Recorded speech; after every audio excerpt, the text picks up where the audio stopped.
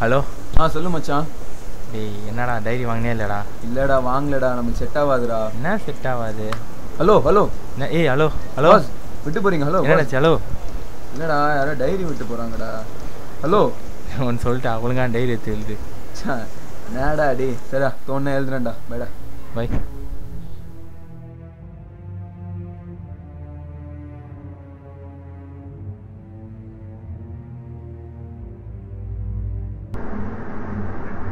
சரி எழுதிதான் பார்ப்போம்.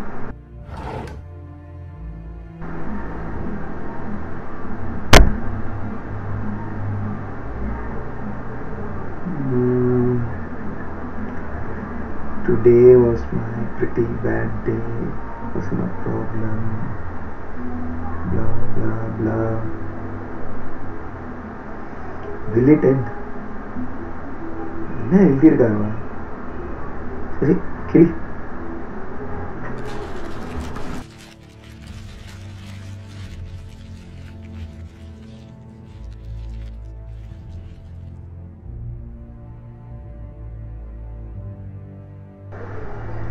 நாளே சரியில்லை. காலேஜுக்கு போனால் காலேஜில் பிரச்சனை, ரெக்கார்டு எழுதுன்னு சொல்லிட்டு ரெண்டு அவர் வெளியே உட்காந்துருக்காங்க. சரி வீட்டுக்கு தான் வந்தேன், வீட்டில் பிரச்சனை. காசு இருந்தால் வெளியே போகலாம், காசும் இல்லை. வீட்லேயே இருக்க வேண்டியதாக இருக்குது. அவன் ஃபிகர் எடுத்துன்னு வெளியே சுற்றுறான், நம்மளுக்கு ஃபிகரும் இல்லை. வீட்டிலனா ஃபேனு, அந்த ஃபேனு கூட வேலை செய்ய மாட்டேங்குது. இப்பெல்லாம் ஒரு மனுஷனுக்கு வெறுப்பு வரக்கூடாது. வாழ்க்கைன்னா கொஞ்சமாச்சும் ஜாலியாக இருக்கணும். வாழ்க்கையை வெறுக்கக்கூடாதுன்னு கூட சொல்லுவாங்க. ஆனால் நான் வாழ்க்கையை வெறுத்துட்டேன்.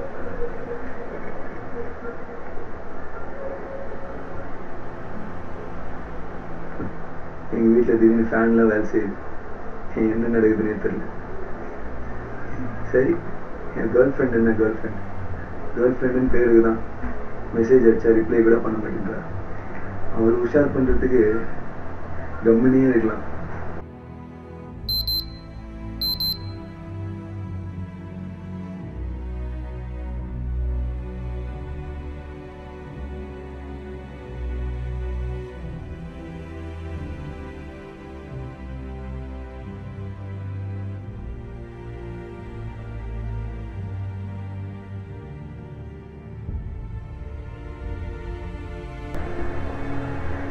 டைரியில் எழுதுறதுலாம் நடக்குது.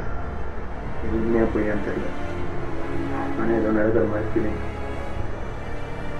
வேறு வழி இல்லை, ஏதாச்சும் எழுதி டெஸ்ட் பண்ணி தான் பார்ப்பேன்.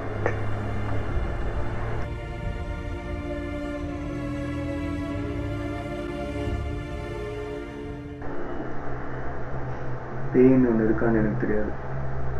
ஆனால் இப்போ இந்த டைரியை டெஸ்ட் பண்ண நான் எழுதி தான் ஆகணும். பெயின் ஒன்று இருந்தால் அது இப்போ என் முன்னாடி மட்டும்.